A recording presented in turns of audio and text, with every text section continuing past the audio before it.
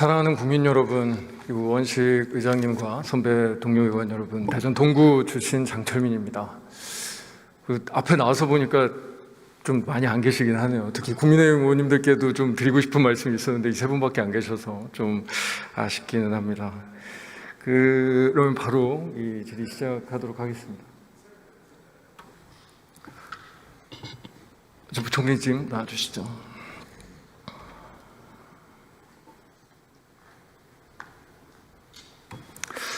일단 본격적인 질의 드리기에 앞서서 방금 김종민 의원님께서 사과에 대한 말씀을 주셨었거든요.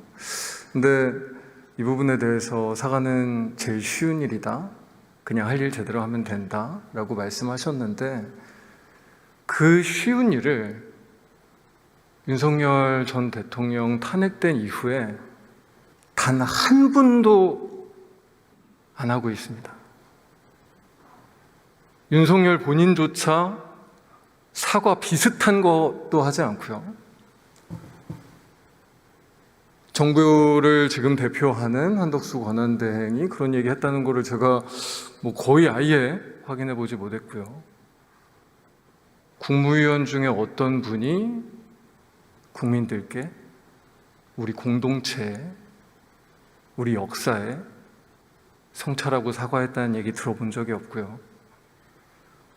어떻게 보면 가장 책임 있는 주체인 국민의힘에서는 사과가 아니라 오히려 이 지금 뭐 하는 짓인가 약간 이런 생각이 들 정도로 무슨 대선 출마 눈치 게임하고 밸런스 게임하고 약간 거의 예능 같은 모습을 보여주고 있거든요. 헌재 표현에 의하면 대한 국민들께서 지금 이 비극적인 상황에 단 한마디의 사과조차 듣지 못하고 있어요. 제일 쉽다고 말씀하신 그 사과를요. 그 정도의 사과를 요구하는 게 부당한가요? 제가 부당하다고 말씀드린 적은 없습니다. 그러면 그냥 하시는 게 낫지 않습니까?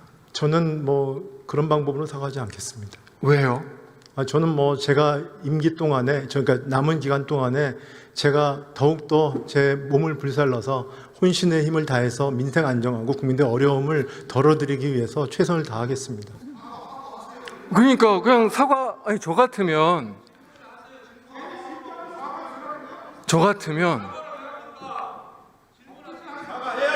윤석열 정부의 국무위원으로서 특히나 권한대행도 하셨었으니까 이 역사의 비극 앞에, 이 민주주의의 이 공동체의 비극 앞에 무한한 책임을 느끼고 정말로 너무나 고통스러웠던 국민들께, 그리고 사실 공직사회도 얼마나 고생 많으셨어요. 마음으로도 그렇고. 사과한다.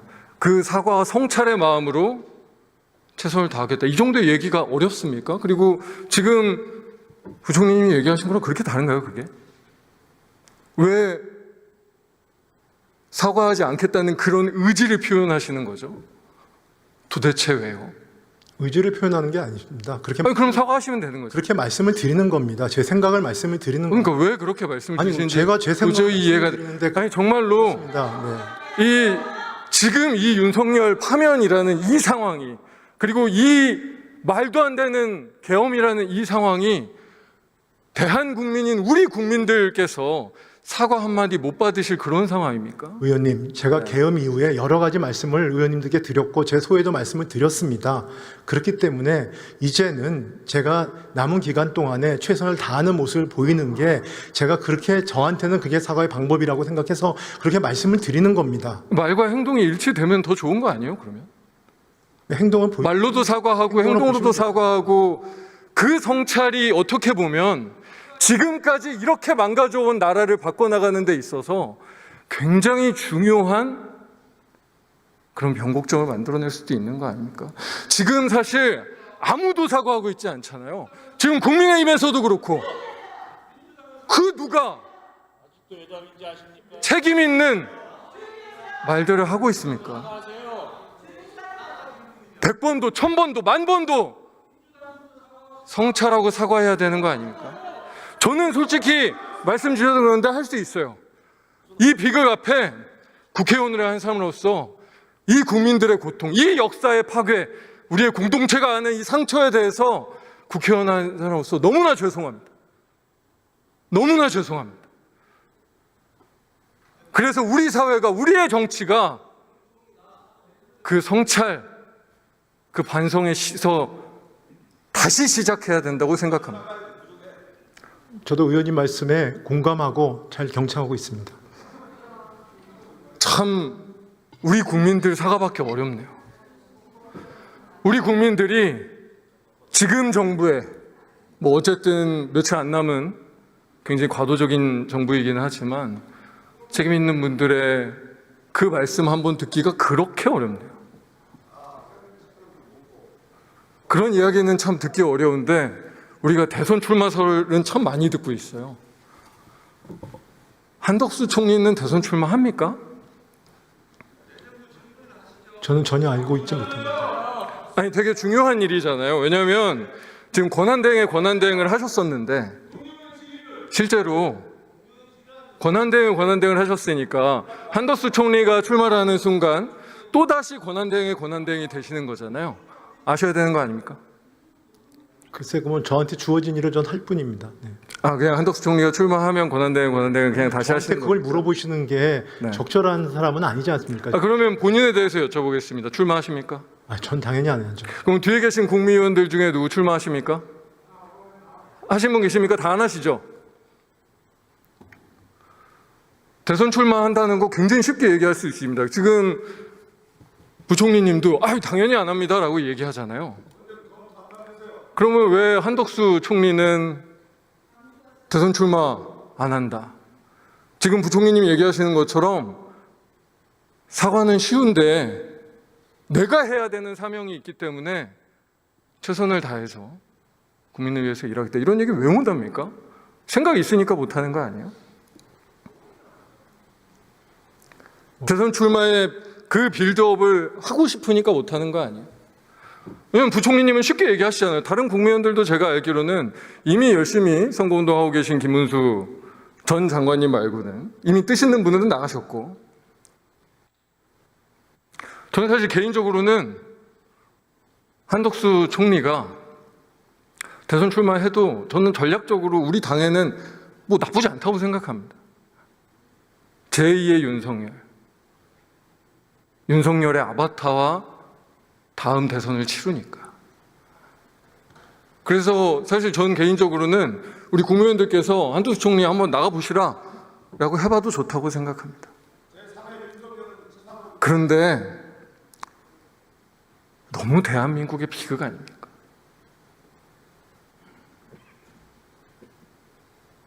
우리 국민들께 너무 죄 짓는 일 아닙니까? 지금 이 나라가 이런 꼴이 됐는데도 사과 한마디 못 듣고 아직도 다 권력자들이 권력 노름이나 하고 있고 나라가 망가지든 말든 무책임한 태도를 보고 계시는 거잖아요. 헌법재판소에서 결정문에서 그런 얘기들을 많이 했죠. 국민의 신임에 대한 배반이다. 국민의 신임에 대한 배반이다. 국민의 신임에 대한 배반을 윤석열 혼자 한 겁니까? 한덕수 총리나 부총리님이나 여기 계신 국민의원들은 국민의 신임에 대한 배반하지 않으셨습니까? 하셨습니까?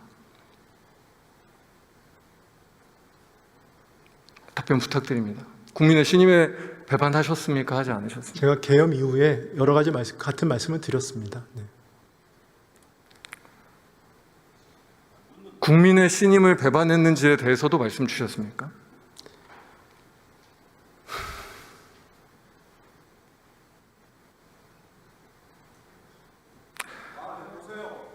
윤석열 정부의 국무위원들께서 국민의 신임에 배반하지 않으셨습니까?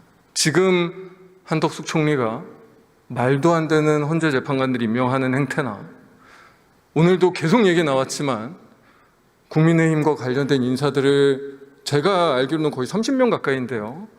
알박기 하고 있는 행태나 이거는 국민의 신임을 배반하는 것입니까? 아닙니까?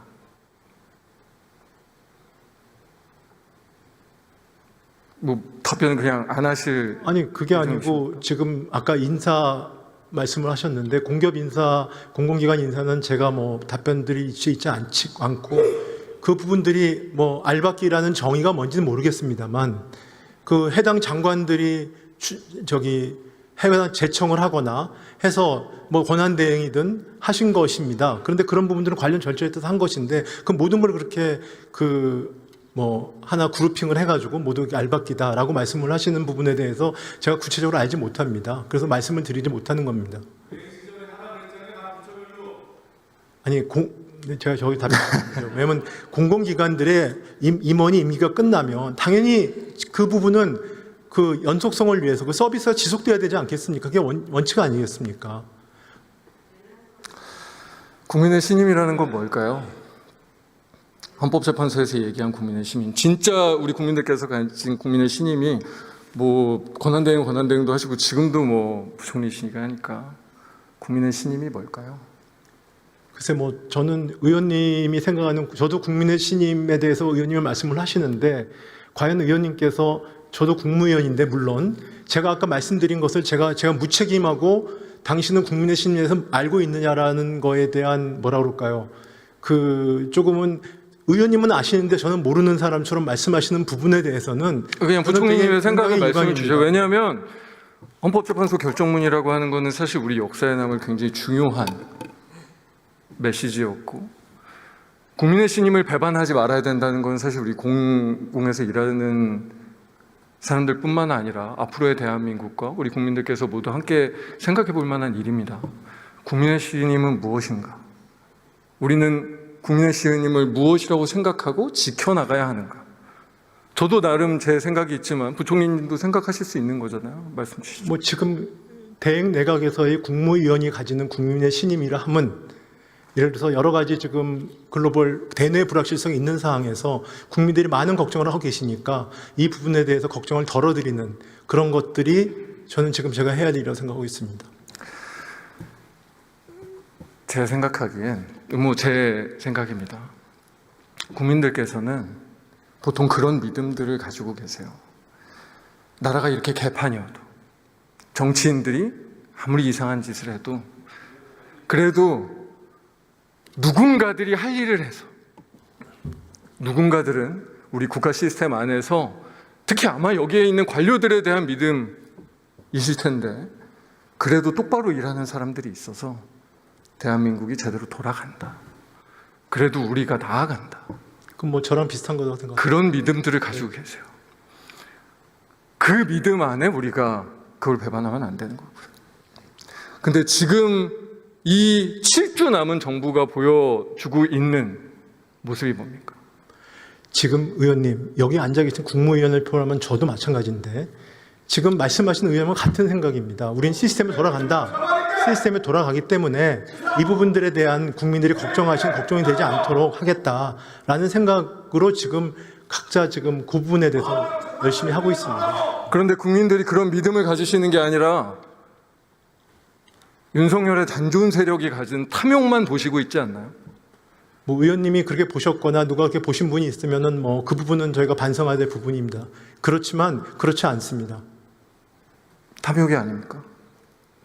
여기 앉아 계신 국무위원을 포함한 저를 포함한 모든 국무위원들이 지금 의원님들이 이 상황에 현재 재판관 2명을 국민의 신임이라고 임명하면서 하면 그게 국민의 신임의 헌법재판소 그 자체를 부분에 대해서도 저희는 다 그런 망가뜨리려는 그 공직자로서 시도가 최선을 다하고 있습니다. 그걸 너무 폄하하게 이렇게 말씀하시지 마십시오. 그러면 그 말씀이 맞으려면 무한히 절제해야 돼요. 절대적으로 자제해야 돼요. 권력 행사가 절대로 자의적으로 보이지 않도록 최소한의 원칙을 지키고 있다. 대한민국의 시스템이 아직도 건강하다라는 그 원칙을 지키셔야 그 말이 된다고 생각하지 않으십니까? 지키고 있다고 생각합니다. 헌법재판관 2명 임명하고 아니, 마구잡이 알박기를 하는 게 그 권력의 자제라는 원칙을 지키고 있는 겁니까? 그 한두 가지를 얘기하지 마십시오. 그건 평가는 한두 가지가 아니라 지금 오늘 굉장히 하루 노력을 종일 하고 있습니다. 그 얘기되는 국무위원들 전체가 지금 하루하루를 저희 나름대로는 최선을 다해서 그런 부분들의 신뢰를 잃지 않으려 다 노력을 하고 있습니다. 자, 시간이 너무 금방 가네요. 12분 너무 짧은데 제가 시간이 너무 짧으니까 부총리님과 그냥 공직사회에 드리고 싶은 말씀을 좀 더 드리겠습니다. 49일이 오늘도 통상 얘기도 많이 했고 저희가 여러 가지 대내외적 위기와 불확실성에 대한 이야기들을 많이 나눴습니다. 49일이 굉장히 짧은 시간이기도 하지만 너무 소중한 시간이기도 하죠. 이 소중한 시간을 아마 공직사회 많은 분들은, 그리고 저도 그렇지만 좀 고통스러운 시간이기도 합니다. 할 일은 너무 많은데 어렵고 불확실성은 크고, 그래서 저희가 보기에는 공직사회 전체가 지금 솔직히 뭐 하는지를 잘 모르겠습니다. 눈에 보이는 건 마지막 남은 자의적 권력 행사와 탐욕만 아닌가라는 생각이 솔직히 듭니다. 저희가 이런 불신과 의문을 갖지 않도록 해주십시오. 저는 사실은 우리 공직사회와 대한민국 국민들의 힘을 믿습니다. 그리고 우리 국민들이 그런 믿음 분명히 갖고 계실 거라고 생각합니다. 그러면 그 신뢰에 보답하는 길은 다시 부탁드리지만 절대로 권력과 권한, 지금 마지막 남은 이 한 푼의 권력과 권한을 남용하는 게 아니라 절제하고 꼭 필요한 일 국회와 상의해서, 그래도 지금 정당성을 가지고 있는 국회와 상의해서 하나씩 해나가시는 게 아닌가 싶습니다. 네, 유념하겠습니다. 한 말씀만 올리면요. 의원님 말씀은 의원님이 이렇게 걱정을 하실 수 있는 거는 충분히 제가 무슨 말씀인지 저 유념을 하겠습니다. 다만, 지금 공직사회에서 여기 있는 국무위원을 포함한 각 부처에 있는 간부들, 그 다음에 모든 직원들, 지금 하루도 아까 말씀하시는 국민들의 신뢰를 위해서, 국민들과 국익을 위해서 오늘 하루도 열심히 하고 있다. 그런 말씀은 그 뒤를, 그 많은 공직자들을 봐주시기 바랍니다. 꼭 그랬으면 좋겠습니다. 자, 그러면 지금부터 잠시만 주목해 주시기 바랍니다. 제가 구독자분들을 위해서 선물 하나를 준비했는데요. 제가 항상 여러분들께 드리는 말씀이 있습니다. 뉴스만 평소에 잘 챙겨보셔도 돈이 되고 돈을 벌 수 있다라고 말씀을 드렸는데요. 여러분들은 여기 보시는 삼성전자 뉴스를 보고 어떤 생각이 드세요? 아니면 정치인들의 뉴스, 날씨 뉴스를 보고는 어떤 생각이 드시나요? 그냥 뉴스만 보고 끝내는지, 아니면 이 뉴스를 어떻게 이용할 수 있는지, 이 부분을 고민하고 계시는지를 되물어보고 싶습니다. 그 이유가 뭐냐 하면 제가 지난번에 여러분들께 뭐라고 말씀을 드렸었죠? 지금은 반도체 섹터를 눈여겨보셔야 한다고 말씀드렸습니다. 그리고 나서 이런 썸네일들 뉴스를 통해서 많이 보셨을 겁니다. 반도체 내용이 이슈가 됐을 때 부자들은 어떻게 생각한다? 반도체 관련주들은 뭐가 있는지, 어떤 종목이 가장 좋은지, 어디에 투자해야 돈이 몰리는지 자연스럽게 생각한다고 제가 말씀을 드렸죠.